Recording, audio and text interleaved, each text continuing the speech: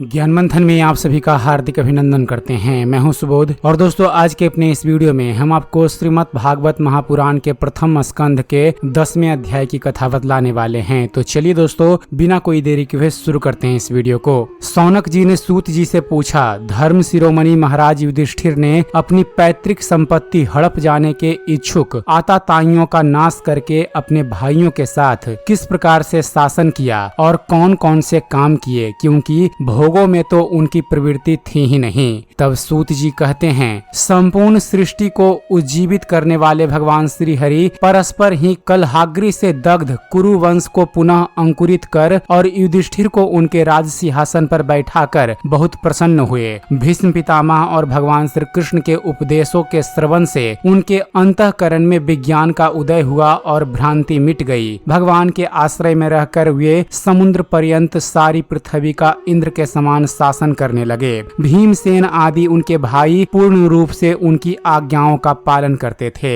युधिष्ठिर के राज्य में आवश्यकता अनुसार यथेष्ट वर्षा होती थी। पृथ्वी में समस्त अभिष्ट वस्तुएं पैदा होती थी। बड़े बड़े थनों वाली बहुत सी गौएं प्रसन्न रहकर गौशालाओं को दूध से सींचती रहती थी। नदियां, समुद्र, पर्वत, वनस्पति, लताएं और औषधियां प्रत्येक ऋतु में यथेष्ट रूप से अपनी अपनी वस्तुएं राजा को देती थी। अजात शत्रु महाराज युधिष्ठिर के राज्य में किसी प्राणी को कभी भी आधि व्याधि अथवा दैविक, भौतिक और आत्मिक क्लेश नहीं होते थे। अपने बंधुओं का शोक मिटाने के लिए और अपनी बहन सुभद्रा की प्रसन्नता के लिए भगवान श्री कृष्ण कई महीनों तक हस्तिनापुर में ही रहे। फिर जब उन्होंने राजा युधिष्ठिर से द्वारिका जाने की अनुमति मांगी, तब राजा ने उन्हें अपने हृदय से लगाकर स्वीकृति दे दी। भगवान उनको प्रणाम करके रथ पर सवार हुए। कुछ लोगों समान उम्र वालों ने उनका आलिंगन किया और कुछ छोटी उम्र वालों ने उन्हें प्रणाम किया। उस समय सुभद्रा, द्रौपदी, कुंती, उत्तरा, गांधारी, धृतराष्ट्र, युयुत्सुक, कृपाचार्य, नकुल, सहदेव, भीमसेन, धौम्य और सत्यवती आदि सब मूर्छित से हो गए। वे सारंग पानी भगवान श्री कृष्ण का विरह नहीं सह सके। भगवत भक्त सत्पुरुषों के संग से जिसका दुसंग छूट जाता है, वह विचारशील पुरुष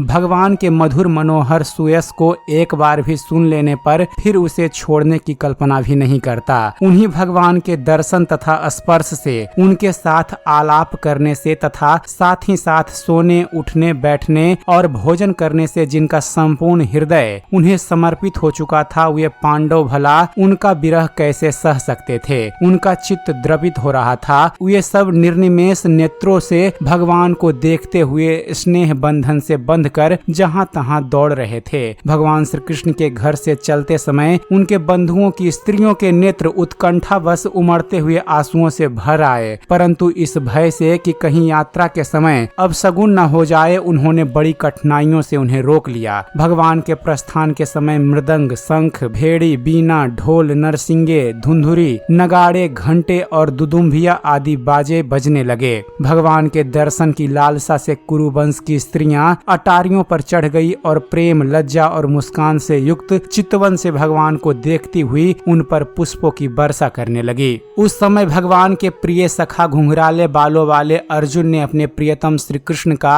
वह श्वेत छत्र जिसमें मोतियों की झालर लटक रही थी और जिसका डंडा रत्नों से बना हुआ था, अपने हाथों में ले लिया। उद्धव और सात्विकी बड़े विचित्र चंबर डुलाने लगे। मार्ग में भगवान श्री कृष्ण पर चारों ओर से पुष्पों की वर्षा हो रही थी। बड़ी ही मधुर झांकी थी। जहाँ तहाँ ब्राह्मणों के दिए हुए सत्य आशीर्वाद सुनाई पड़ रहे थे। वे सगुण भगवान के तो अनुरूप ही थे, क्योंकि उनमें सब कुछ है, परंतु निर्गुण के अनुरूप नहीं थे, क्योंकि उनमें कोई प्राकृतिक गुण नहीं है। हस्तिनापुर की कुलीन रमणियां, जिनका चित्त भगवान श्री कृष्ण में रम गया था, आपस में बातें कर रही थी, जो सबके काल और मन को आकृष्ट कर रही थी। वे आपस में कह रही थी कि सखियों, ये वही सनातन परम पुरुष हैं जो प्रलय के समय भी अपने अद्वितीय निर्विशेष स्वरूप में स्थित रहते हैं। उस समय सृष्टि के मूल ये तीनों गुण भी नहीं रहते। जगदात्मा ईश्वर में जीव भी लीन हो जाते हैं और महत्व आदि समस्त शक्तियां अपने कारण अव्यक्त में सो जाती है। उन्होंने ही फिर अपने नाम रूप रहित स्वरूप में नाम रूप के निर्माण की इच्छा की तथा अपनी काल शक्ति से प्रेरित प्रकृति का, जो कि उनके अंशभूत जीवों को मोहित कर लेती है और सृष्टि की रचना में प्रवृत्त रहती है, अनुसरण किया और व्यवहार व्यवहार के लिए वेद आदि शास्त्रों की रचना की। इस जगत में जिसके स्वरूप का साक्षात्कार जितेंद्रिय योगी अपने प्राणों को बस में करके भक्ति से प्रफुल्लित निर्मल हृदय में किया करते हैं, ये श्री कृष्ण वही साक्षात पर ब्रह्म हैं। वास्तव में इन्हीं की भक्ति से अंतःकरण की पूर्ण शुद्धि हो सकती है, योग आदि के द्वारा नहीं। सखी वास्तव में ये वही हैं जिनकी सुंदर लीलाओं का गायन वेदों में और दूसरे गोपनीय शास्त्रों में व्यास आदि रहस्यवादी ऋषियों ने किया है, जो एक अद्वितीय ईश्वर हैं और अपनी लीला से जगत की सृष्टि, पालन तथा संहार करते हैं, परंतु उनमें आसक्त नहीं होते।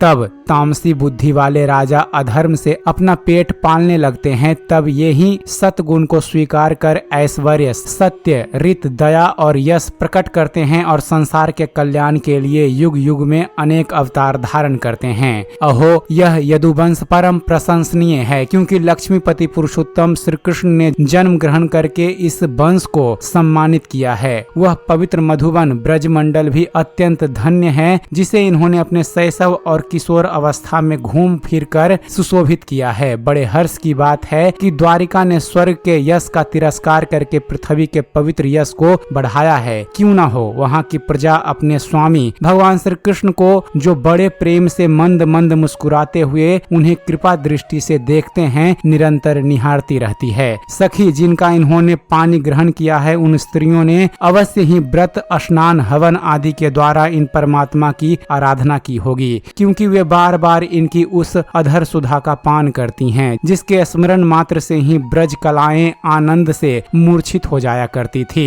ये स्वयंवर में शिशुपाल आदि मतवाले राजाओं का मान मर्दन करके जिनको अपने बाहुबल से हर लाए थे तथा जिनके पुत्र प्रद्युम्न, सांब, आम्ब आदि हैं, वे रुक्मणी आदि 8 पटरानियां और भौमासुर को मारकर लाई हुई जो इनकी हजारों अन्य पत्नियां हैं, वे वास्तव में धन्य हैं, क्योंकि इन सभी ने स्वतंत्रता और पवित्रता से रहित स्त्री जीवन को पवित्र और उज्जवल बना दिया है। इनकी महिमा का वर्णन कोई क्या करे। इनके स्वामी साक्षात कमल नयन भगवान श्री कृष्ण हैं, जो नाना प्रकार की प्रिय चेष्टाओं आदि पारिजात आदि प्रिय वस्तुओं की भेंट से इनके हृदय में प्रेम एवं आनंद की अभिवृद्धि करते हुए कभी एक क्षण के लिए भी इन्हें छोड़कर दूसरी जगह नहीं जाते। हस्तिनापुर की स्त्रियां इस प्रकार बातचीत कर रही थी कि भगवान श्री कृष्ण मंद मुस्कान और प्रेम पूर्ण चितवन से उनका अभिनंदन करते हुए वहां से विदा हो गए। आजाद शत्रु युधिष्ठिर ने भगवान श्री कृष्ण की रक्षा के लिए हाथी, घोड़े, रथ और पैदल सेना उनके साथ कर दी। उन्हें स्नेहवश यह शंका हो आई थी कि कहीं रास्ते में शत्रु इन पर आक्रमण न कर दे। सुदृढ़ प्रेम के कारण कुरुवंशी पांडव भगवान के साथ बहुत दूर तक चले गए। वे लोग उस समय भावी विरह से व्याकुल हो रहे थे। भगवान श्री कृष्ण ने उन्हें बहुत आग्रह करके विदा किया और सात्यकी, उद्धव आदि प्रेमी मित्रों के साथ द्वारिका की यात्रा की। सौनक जी, वे कुरु, जांगल, पांचाल, सूरसेन, यमुना के तटवर्ती प्रदेश, ब्रह्मावर्त, कुरुक्षेत्र, मत्स्य, सारस्वत और मरुधन्व देश को पार करके सौवीर और आभीर देश के पश्चिम अनर्त देश में आए। उस समय अधिक चलने के कारण भगवान के रथ के घोड़े बहुत थक गए थे। मार्ग में स्थान स्थान पर लोग उपहार आदि के द्वारा भगवान का सम्मान करते। सायंकाल होने पर वे रथ से भूमि पर उतर आते और जलाशय पर जाकर संध्या वंदन करते। यह उनकी नित्य चर्चा थी। तो दोस्तों, इस प्रकार श्रीमद् भागवत महापुराण के प्रथम स्कंद के अध्याय 10 की कथा समाप्त होती है। उम्मीद करते हैं फ्रेंड्स आप सभी को हमारा यह वीडियो पसंद आया होगा। वीडियो पसंद आया हो तो वीडियो को लाइक और शेयर करना मत भूलिएगा, और ऐसे ही ज्ञानवर्धक वीडियो देखते रहने के लिए आप हमारे इस चैनल ज्ञान मंथन को सब्सक्राइब जरूर कीजिएगा। आप हमारे इस चैनल को सब्सक्राइब कीजिए और देखते रहिए, जानते रहिए। धन्यवाद। जय हिंद।